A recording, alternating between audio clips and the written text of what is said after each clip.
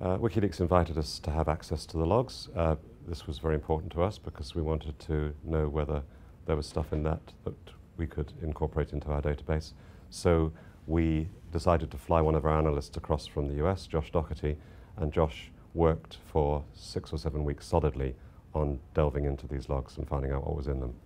The project is not different in principle or activity to many of the activities that we've done before, but the scale of the activity is enormously greater.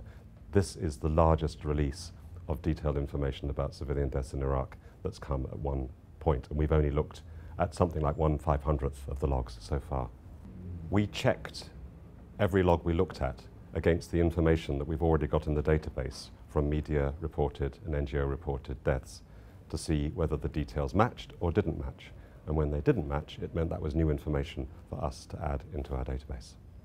The main finding is that there is a huge wealth of detail about deaths that was not known before, including information about 15,000 deaths which were not previously in the public domain, so they will eventually be added to our database.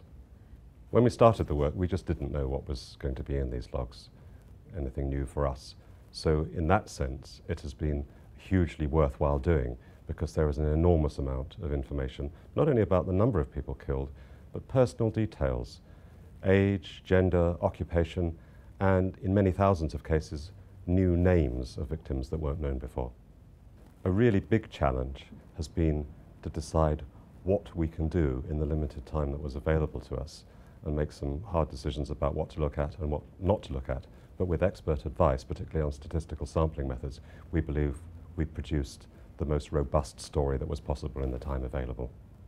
The only reason that we accepted to start looking at these logs in advance of release was to be able to say something sensible on release, but the majority of the work that we have to do is still ahead of us, which is the complete examination and incorporation of all of these logs into the public record.